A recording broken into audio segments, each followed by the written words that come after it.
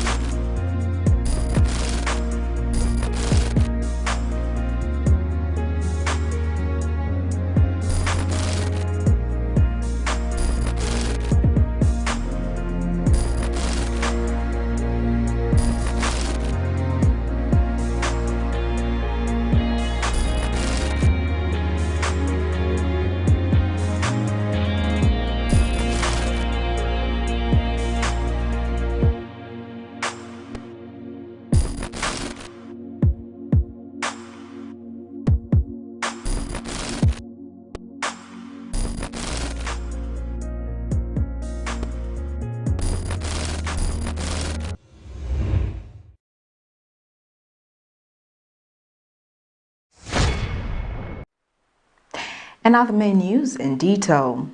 Residents of Lusaka West living at a place popularly known as Middle West have called on civic leader within the area to prioritize the construction of a police post using Constituency Development Fund CDF, citing rampant robberies even during daytime.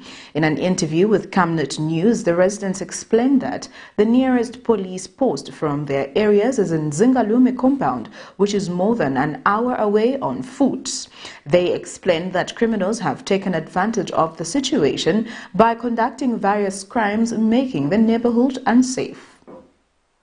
Security has always remained a concern at grassroots level in Zambia, as there have been various complaints from communities ranging from the lack of police posts to low staffing levels for those with police posts, as well as lack of adequate equipment for the police to carry out their work efficiently.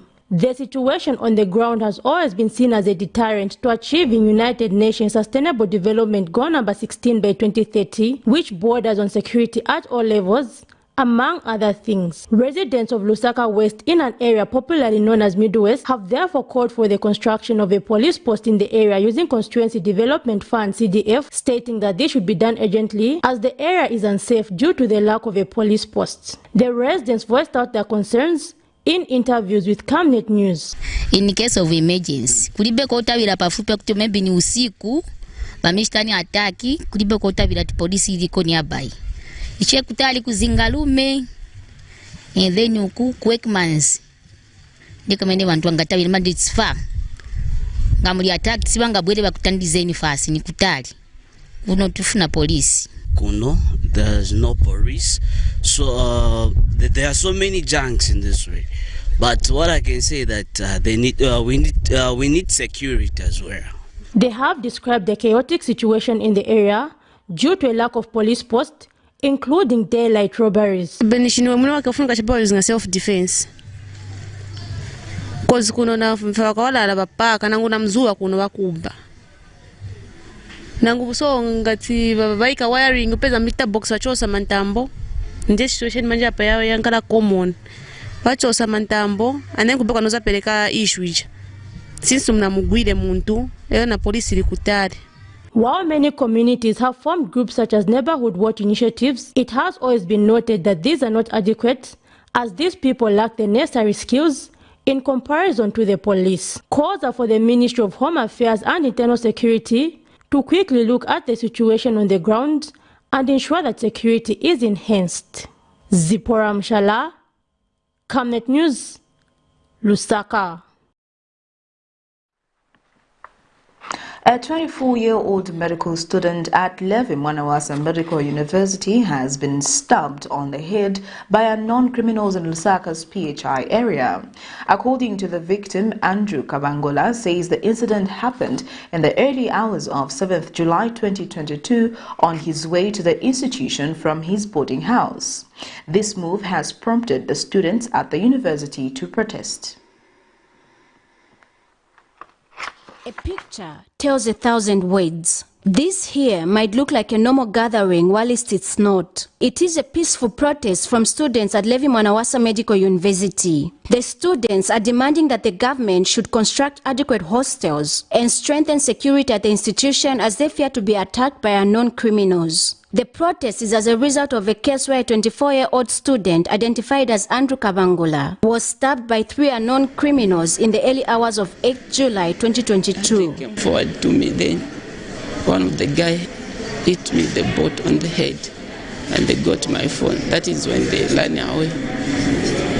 What time was it? It was around 08 somewhere, 08. Golf club, Chinama Golf Club. Andrew was found by a good Samaritan who rushed him at LEVY MWANAWASA Hospital to seek medical attention where he's currently nursing wounds. Yeah, when I found him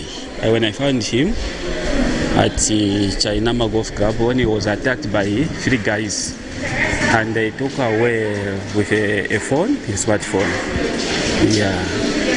Then I came on board to help him. First we went to Benmwinga police station to get a medical report. After that is when I took him again to come here at LEVY MWANAWASA General Hospital. And speaking on behalf of the student, LEVY MWANAWASA Medical University Union President Lucky Mwewa says he's saddened by the development and is appealing to government to look into the plight and safety of the students. Coming through, what is pertaining on ground is that if famous students they are attacking us every day. Starting yesterday, our friend by the name of Chipo, a female student of LEVY MWANAWASA Medical University, was attacked together with her friends from their boarding house. These students, they stay outside there because LEVY MWANAWASA Medical University does not have enough accommodation for its students. First of all, we want to thank the Ministry of Health for giving us this infrastructure and the platform that they have given us under the leadership of Honorable Sylvia Masebo, that we are all here to learn in this conducive environment. But we want to complain bitterly for the lack of security and accommodation that has contributed to us being victims, being beaten by the junks, and always when we are coming from our studies being arrested. One of the students that survived the attacks also shared his views.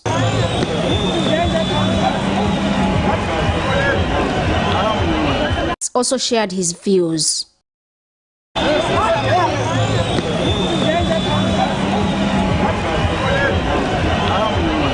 Also shared his views. The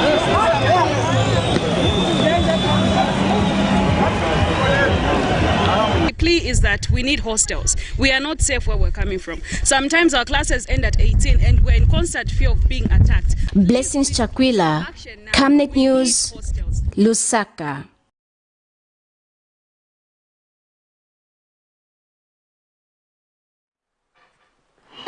A man of Lusaka's Chainda compound has lamented what he terms as high taxation imposed on citizens in order to cushion the high cost of living. Speaking to Camnet TV, Brian Sakala says that he survives on rental incomes from his small housing business, which is not enough to sustain his family owing to the high cost of living. He says it is difficult for him to pay certain ground taxes and provide for his family as he only has one source of income. Meanwhile, a business expert, Clive Chirwa, says Zambia stands a better chance of growing the economy if government can reduce on citizen taxation and focus on taxing the mining sector.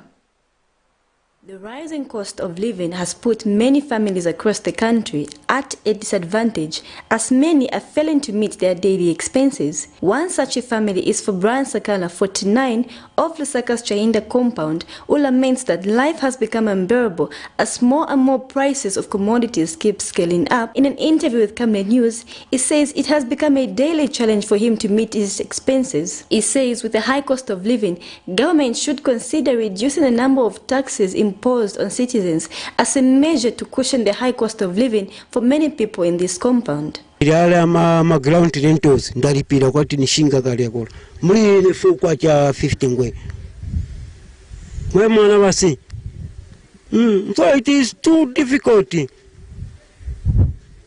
nangu imuti mwana shani 450 stepa mara 800 kwacha stepo unga stepo nani then actually change umwana nani already daka juice already datuma socks then twali ku cancel futi kangani shinga kule tulipira ku cancel ku ground rent ndalipira kule na kwenda. Meanwhile, a business expert, Clive Chirwa, says Zambia stands a better chance to grow the economy if government can consider reducing taxes imposed on ordinary citizens and increase the taxes on the mining sector. He also went on to say that the key to employment and wealth creation is you have to innovate and become productive, because that's exactly what it is. You cannot have employment if there's no productivity and there's no what? Innovation. All these tools actually create the capability of making sure that we move forward and we start delivering on those particular needs. Messi Chanika reporting for Camnet TV News in Lusaka.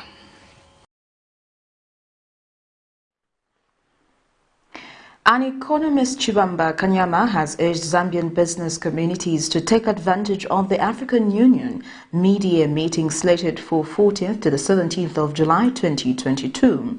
In an interview with Camnet News, Mr. Kanyama says this meeting will present as a good opportunity for various industries like the aviation, tourism and hospitality to boom. He explains that once the meeting takes off, it will yield short-term economic benefits which may help institutions and individuals to stabilize and brand themselves for the international community. The 4th African Union Media Coordination Meeting is being held under the theme Strengthening Resilience in Nutrition and Food Security on the African Continent, Strengthening Agro-Food System, Health and Social Protection System for the Acceleration of Human Socio-Economic Capital Development. Very, very short term. These are immediate short-term benefits. It's an injection of money into the country, especially for Lusaka residents. These people are coming to spend money. They are coming to eat. So impact on the hotels. And as you know, the hotels have to have suppliers of food, plenty of food. These are the farmers. So we anticipate that most of our own farmers will have to supply as much as they can in terms of beef, in terms of meat, vegetables, drinks, water.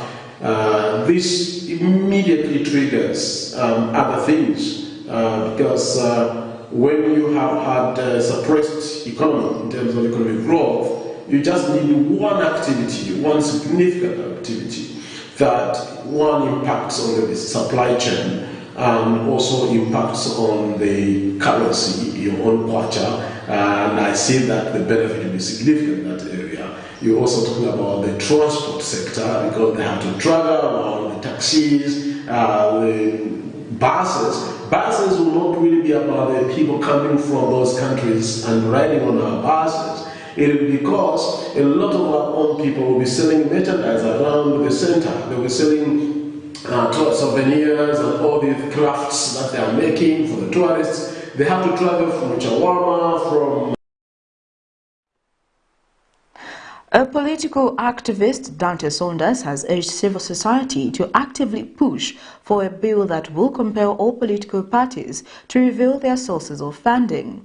Mr. Saunders says this will enhance accountability and transparency within and outside political parties.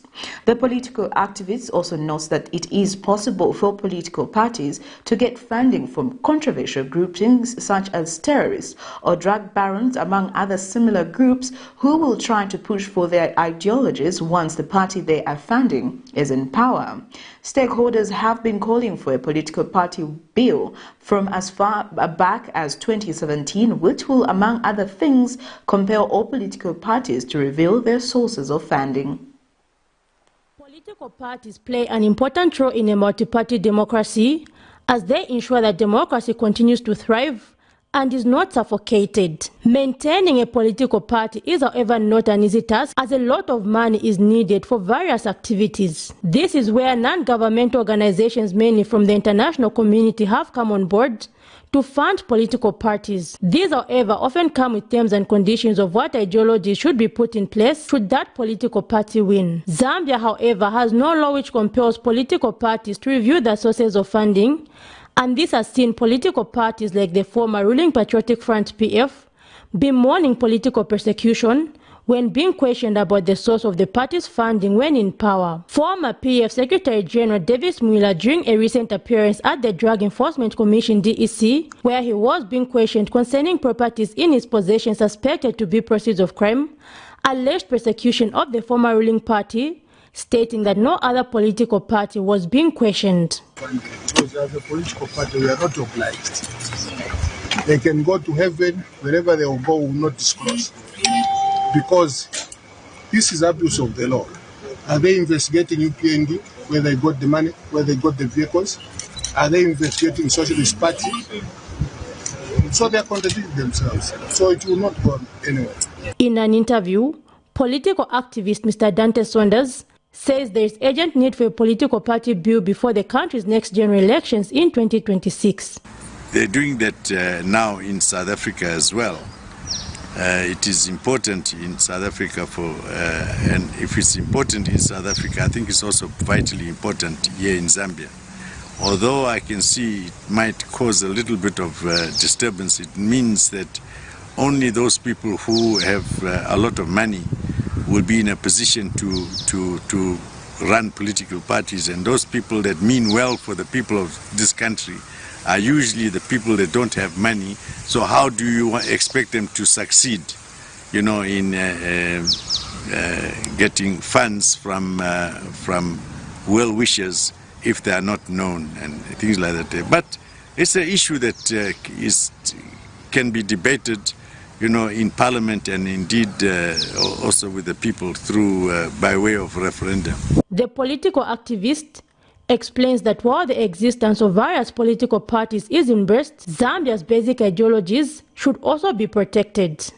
Zipporah Mshala, Camnet News, Lusaka. In other news, the opposition National Democratic Congress Party faction member have warned Savoy Mboela to desist from masquerading as NDC party president, saying the party does not recognize her as president. Speaking to journalists Friday afternoon, NDC National Women's Chairlady Maureen Sense says Savoy lacks leadership qualities necessary to lead a political party, hence she should stop claiming leadership of the party. Meanwhile, NDC Deputy Secretary General Grace Mwanza has expressed displeasure over Savoy's recent media address, saying her behavior was uncalled for. Ms. Mwanza says it is uncultured for her to accuse UPND government officials of gross morality without having evidence to support her claims. Women for the National Democratic Congress Party, Akafumba faction, have gathered Friday afternoon to address what they describe as an anomaly for Savoy Mboela to continue masquerading as NDC party president when the party does not recognize her as such. Speaking to journalist, NDC National Chair Lady Maureen Sense says Savoy should desist from claiming to be president, for it is misleading the public. She knows very well that this case is in court. And any time we are waiting for the ruling. But you see what Savoy is doing. She's all over. She's all over masquerading as NDC president. We are warning Savoy. We are warning her as women. We don't want to argue with her over this issue. We are waiting for the courts of law to judge the matter. We are very disappointed with Savoy.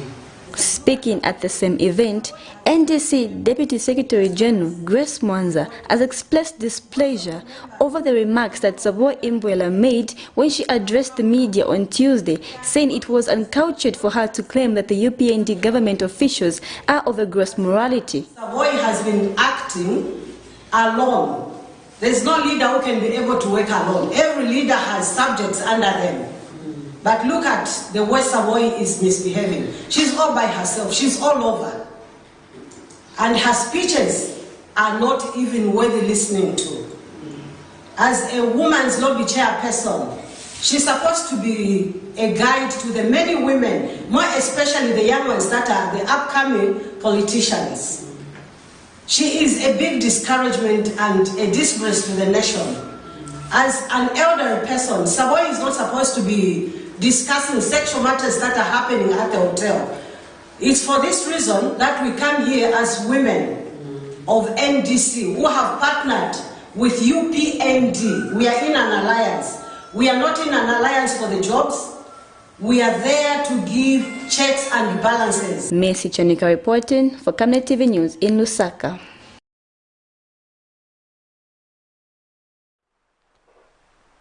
Vice President MUTALE NALUMANGO says there is no malice in the fighting against corruption, and Drug Enforcement Commission acted correctly by instituting investigations over the 15 houses in Stitch Lodge area of Lusaka. Responding to Shuangando Member of Parliament Stephen Kampyongo during the Vice President's question and answer time, Mrs. NALUMANGO says DEC needed to verify the identity of the person before summoning him or her, hence seizing the property for basic investigations. She says no one is above the law regardless of their position in society, adding that government means well for the people of Zambia.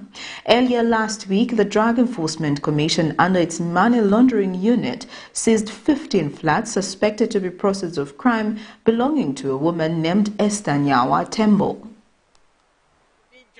Because in our country we share names. This is the truth.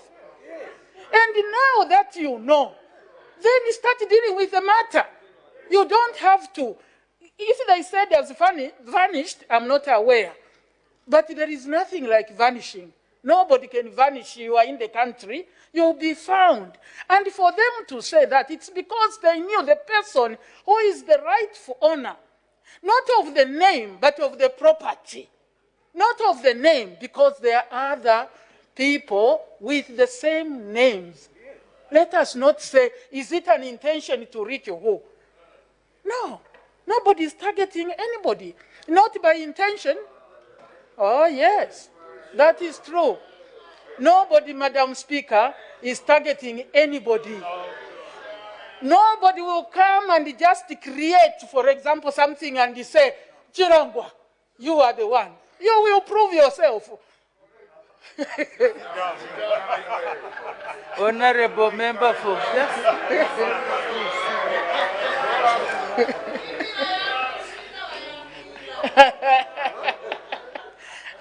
I think, Honorable Madam Speaker, this is the truth of the matter. Let us relax. Let us relax as a nation. This government means well. No. I don't want to start talking too much. I think I will need to have a private meeting with this one. What is happening in the country? Who do you want to be followed? Me? I have nothing. I am not. Listen, I am not carrying any animal on my shoulder for anything. Solwezi Magistrate Tamara Kakusa has relocated the defamation of the president case that involves opposition Patriotic Front for Information Raphael Nakachinda is facing before her back to Lusaka on grounds that she has no jurisdiction to hear the case. This is in a matter in which Mr. Nakachinda is accused of issuing derogatory remarks against the Tonga-speaking people. When the matter came up, the court agreed with the defense submission, which challenged the jurisdiction of the court to try a case in Solwezi if the alleged offence was committed in Lusaka. Meanwhile, the other defamation case he is facing before the Lusaka Magistrates Court was adjourned to a later date. It seems both defamation of the president case that opposition Patriotic Front chairperson for Information Raphael Nakachinda is facing will be tried in Lusaka, following a ruling delivered by the Solwezi Magistrate Court Friday morning that it has no jurisdiction to preside over the case as it is alleged to have been committed in Lusaka. Mr. Nakachinda was recently arrested for defamation of the president on allegation that he had issued derogatory tribal remarks against the Tonga people and was taken to Solwezi for trial. However, in the last court session, his lawyers had challenged the jurisdiction of the court to try a matter when the alleged offence was committed in Lusaka. In a ruling this morning, Magistrate Tamara Kakusa agreed with the defense submission, stating that she has no jurisdiction and therefore transferred the matter to the Chief Resident Magistrate in Lusaka for reallocation.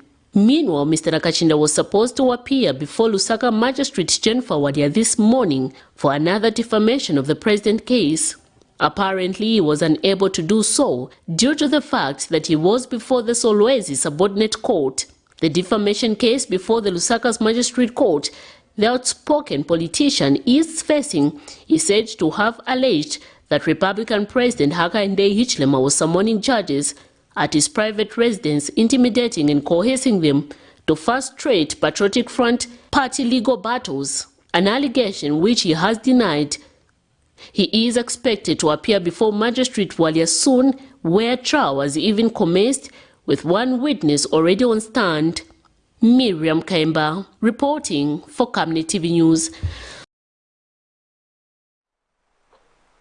In other news, a state witness has told the Lusaka Magistrate Court that her grandson, who was allegedly stolen at the University Teaching Hospital 6 days after his birth, was found in Kabanana compound by officers from Kabwata Police Station.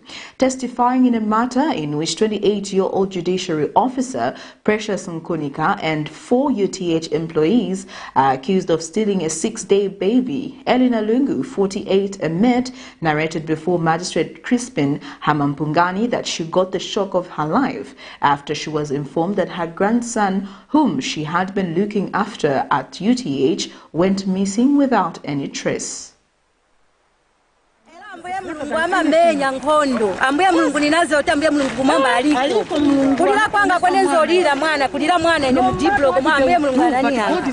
The thought of her thinking that she once lost a grandson when it was reported 6 days after his birth that he had gone missing at the University Teaching Hospital will forever be stuck in the mind of 48-year-old Elina Lungu, who stood in the witness box Friday morning to testify against 5 people who are alleged to have stolen a grandson in a testimony which took close to 4 hours before Lusaka Magistrate Crispin Hampungani. Elina Lungu narrated that after her daughter gave birth, she was put on oxygen due to the complications she had the time she was delivering. Hence, her and her sister-in-law were the ones looking after the mother and its baby. Miss Lungu testified that after her in-law left the hospital, she remained taking care of the child and its mother, but the day she went to get the child so that they can be discharged, he was nowhere to be found, a situation that prompted them to report the matter to Kawata Police Station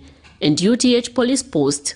The witness said 4 days later they received a call from officers at Kawata Police Station who informed them that they had found the baby in Kabanana compound and had been taken to a named orphanage.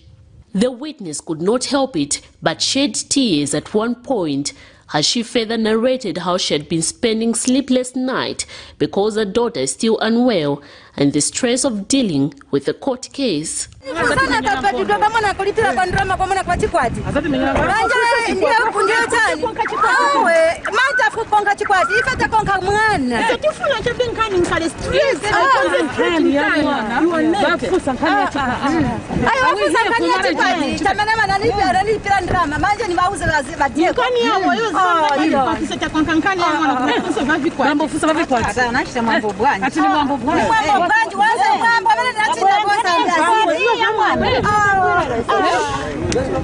This is 28-year-old Precious Kunika, a judiciary officer who is among the people accused of stealing the same baby at UTH from its mother on the mature day.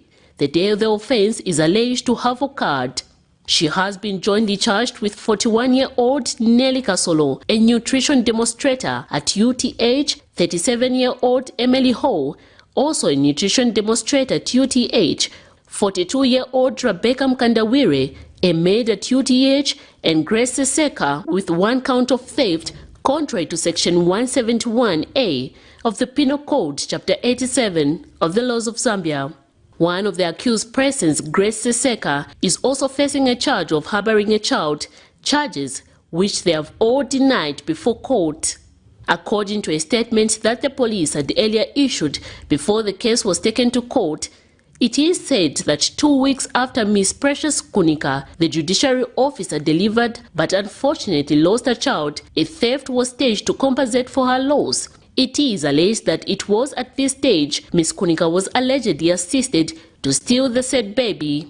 The matter comes up on the 28th of July 2022 for continued trial. Miriam Kaimba reporting for Camnet TV News. You're watching Camnet TV Main News. We take our first set of commercials. We'll be back with more after this. Your skin is the biggest muscle in your body. That's why we make sure that Oracle is #1 when it comes to taking care of your precious skin. Oracle Pure Petroleum Jelly and Glycerin soothes, moisturizes and keeps your skin perfect. Oracle Pure Petroleum products for that perfect skin.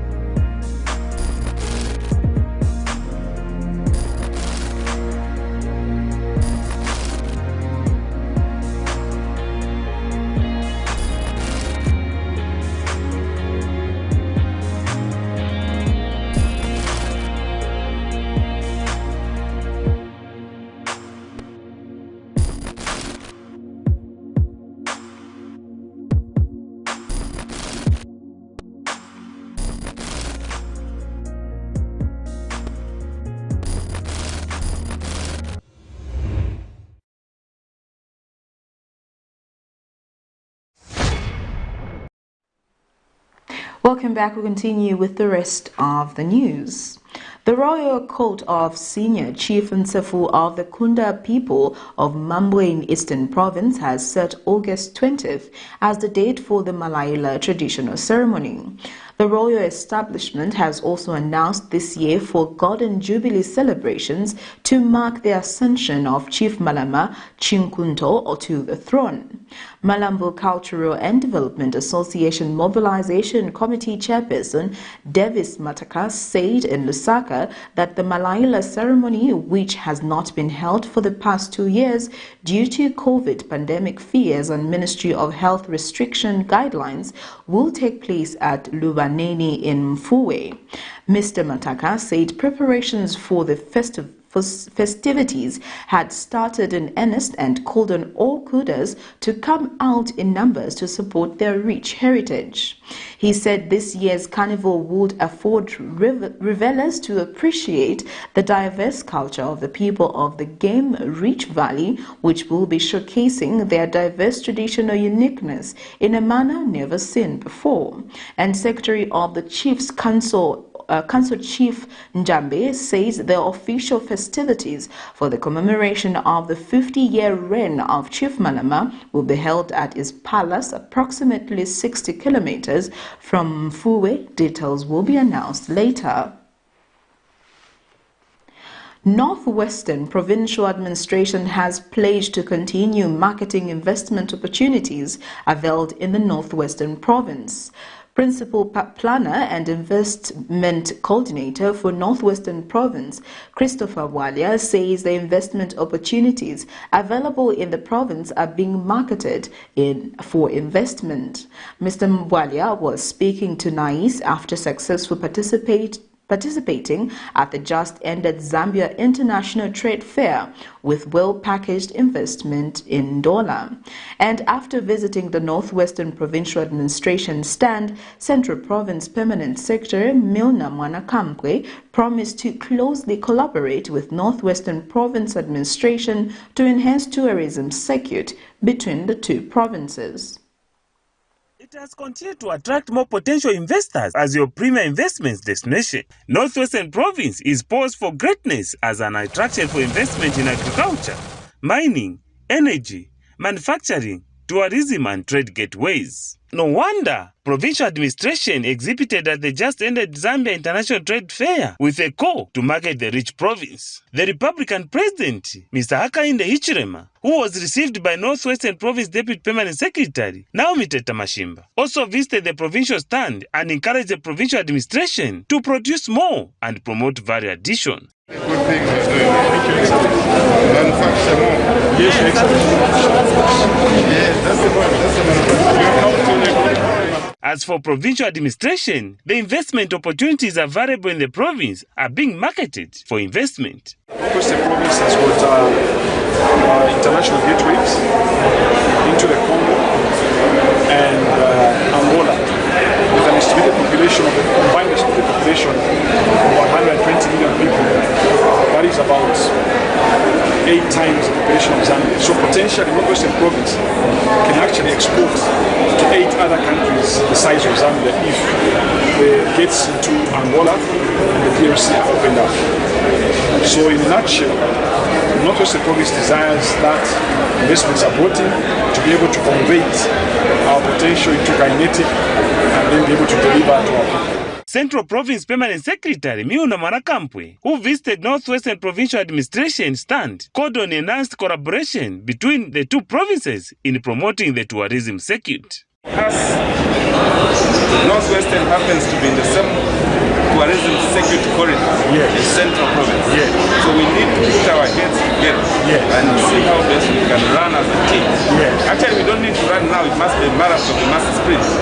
And our people, I think, by and large, they've waited for too long for them to see value addition. And that's what really impresses us when provinces begin to come together to exhibit what happens in the various provinces. There are young people who are yearning for jobs, but if we promote what they do, like that young lady who was making those drinks, we give them empowerment. I think we will put the food where the mouth is. We will take empowerment to where it is desperately needed, unlike just empowering people for political reasons. So I think we are grateful that we have learned something here. We are extremely grateful. This year's International Trade Fair was held under the theme Promoting Value Addition for Sustainable Growth. Krivach Tuta reporting in Ndola, Copperbelt Province. Zambian High Commissioner to Namibia, Stephen Katuka, has implored all newly appointed foreign dignitaries under the current administration to work hard and sell the country in their various destinations if President Hakainde Hichilema's development vision for the country is to be achieved. Speaking before his departure, Mr. Katuka says Zambia has so much to offer in areas such as tourism, hence the need to ensure that these are fully marketed. Mr. Katuka states that though Zambia is a landlocked country, there are many opportunities for Zambia to enhance trade, especially with neighboring countries. High Commissioner to Namibia, I am chief marketer for the country in that country. My role is to coordinate Zambia to Namibia in terms of trade, one, and then politically and economically. So I'll have a task to ensure that Zambia is marketed. You know, Zambia has a lot of potential to invest. We have attractive sites in Zambia for the tourists. We have very good soil for agriculture. We have got minerals in this country. All that has to be marketed so that we are interlinked as countries. You know that in the past we were considered landlocked, but now we are land-linked. So we are able to link ourselves to these countries in the region. You see there is African Union coming. So African leaders will be in Zambia and we must market our country. There is a lot of potential in Zambia which has not been tapped and not marketed. So the role of every ambassador, high commissioner, is to market his country. International and sports news coming through right after this. Team, the trajectory of the business looks very positive, and it looks like we'll be able to launch the ministry. There's so much data. Mom? Yes, baby? It says here, global warming and climate change is caused by the pollution from careless activities of human beings. Wow! Son, do you know I can turn my phone into a TV remote? How's that possible? It's so easy. Check this out. Be smart, be fast with mega data from Zantel. Get your 15 GB mobile data for only 100 kwacha, 30 GB mobile data for only 200 kwacha, and your 70 GB LTE data bundle with free Netflix, YouTube, Facebook, and WhatsApp. Visit our Facebook page, website, or service centers countrywide for more information.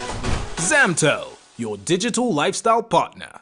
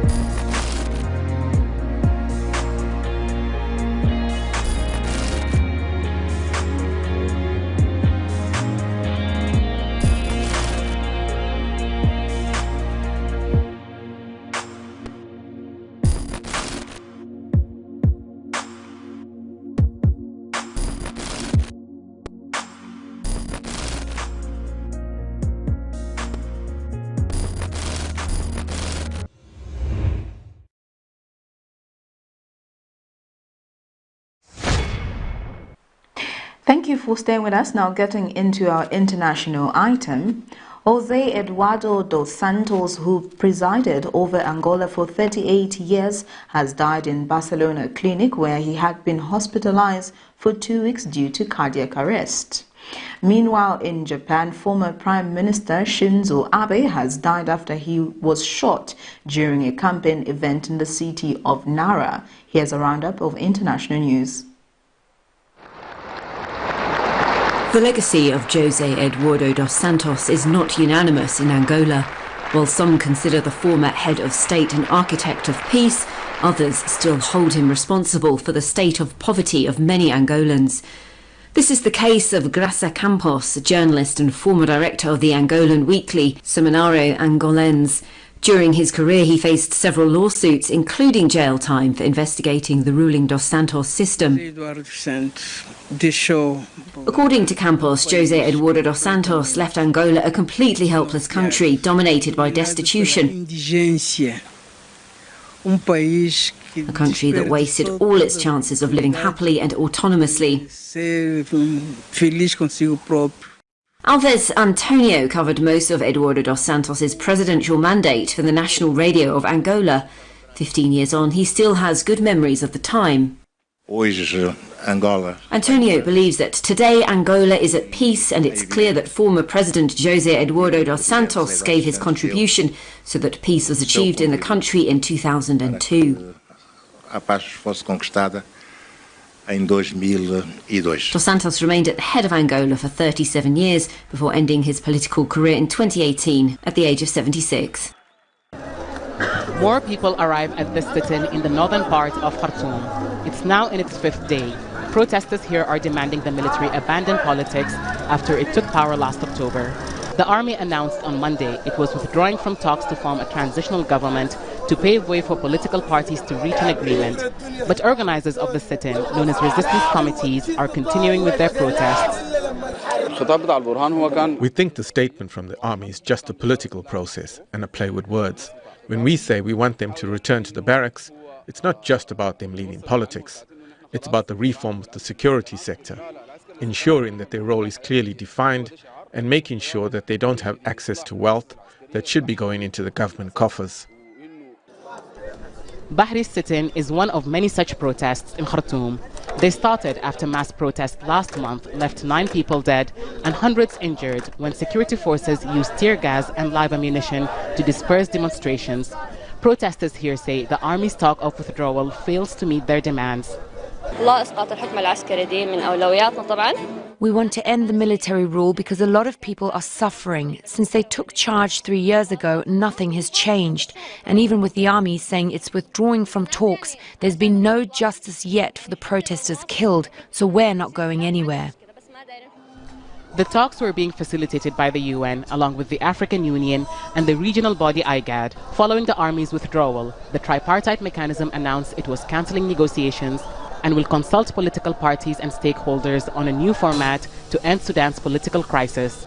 As the tripartite mechanism tries to bring the parties together, resistance committees say they will work to ensure any deal reached is accepted by protesters. Resistance committees are monitoring bodies before being executive bodies. We will support political parties to make sure they appoint a government of technocrats that can work for the people and not affiliated to any political party. Our demands are very clear. We want a government with competent people that can deliver. A shot to the heart by a man with a homemade gun. A routine campaign speech ending in an unprecedented assassination. Former Japanese Prime Minister Shinzo Abe died Friday morning in the western city of Nara. He was campaigning for upper house elections scheduled for Sunday. Seconds after Abe collapsed, officers tackled the suspect. Police say 41-year-old Tetsuya Yamagami told them he was disgruntled with Abe and aimed to kill him. It was a rare occurrence in a country with a low crime rate and some of the world's most restrictive gun laws. We cannot accept that this violent act took place during an election, the foundation of democracy. In the strongest terms, I condemn this attack. The 67-year-old was a dynamo of Japanese politics and a third-generation politician. His grandfather was prime minister, his father foreign minister. Abe distinguished himself as the longest-serving prime minister with 2 terms in office. Abe promoted policies dubbed Abenomics, intended to boost the economy. He wanted to strengthen Japan's geopolitical clout by amending its post-World War II pacifist constitution. It proved polarizing among the public, and his efforts failed. During his last year in office, he was criticized for his handling of the COVID-19 pandemic. I've worked hard every single day to revitalize the economy and to conduct diplomacy that would protect the national interest. During this time, I'm proud to have taken on various challenges with the Japanese people. Although he resigned in 2020, citing poor health, the following year, Abe returned as leader of the Liberal Democratic Party. A man who couldn't shed his political skin, assassinated for it. We'll now get into sports news.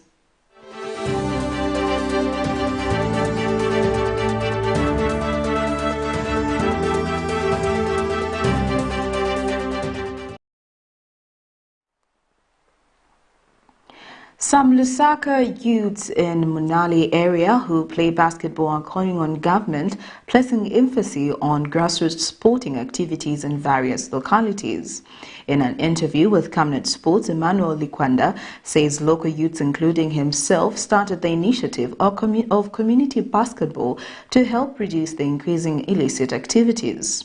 They say a lot of young people will have something meaningful to do through such initiatives. Some youths in Lusaka's MUTALE constituency have come up with a sports initiative that will help curb drug abuse and illicit trafficking in Zambia. These youths have engaged in a game of basketball which they play on agreed dates. In an interview with Camnet Sports, they disclosed that the community basketball games helps them avoid illicit activities. They say government must find ways of empowering such activities. We come every day to play basketball around 16, 17, because it's a good distraction from everything that goes on within the ghetto and all that stuff, as a way to avoid substance abuse. So it's really like a serious hope for us. Currently in Zambia, everything is hard, but with time, I think it might take us places to a place where maybe we're playing for the national team, maybe we try something else, out of the country. This is where we usually play basketball from. It helps us to get away from certain stuff such as drugs and other things. It keeps us in touch with each other. It gives us that bond whereby we fit in anywhere, we can fit in with each other, and it helps us a lot. They outlined some of the areas in which they need to be empowered. I would really like to I've been playing for 2 years. I like the game.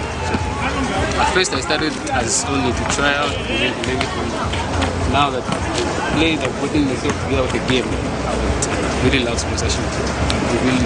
Yes, I will say yes, we need a sponsorship because one, we need a sponsorship for supplying us balls, helping us with the nets and courts, floors and everything, because there's a lot of potholes and a lot of players' shoes get destroyed. That's what I would say. Some of the issues discussed was that government must come up with a national rehabilitation center that will ensure that people are reformed and rehabilitated to become better citizens. Blessings Chakwila, Camnet Sports, Lusaka.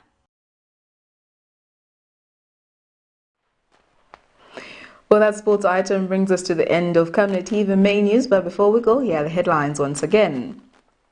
Government aid to abolish rental income tax. Vice President MUTALE NALUMANGO justifies investigation on the former First Lady. LEVY MWANAWASA medical students protest against attacks. And in international news, Angola's former President EDUARDO dos Santos died aged 79. And in sports, community basketball lads demand for recreational sports facilities. Before we go, our Camnet verse of the day is coming from the book of Psalm 138 verse 2, and it reads, I will bow down towards your holy temple and will praise your name for your love and your faithfulness, for you have excelled above all things your name and your word. Thank you for watching. I am Precious Mzea Sakaleji. Have a beautiful weekend. Good evening.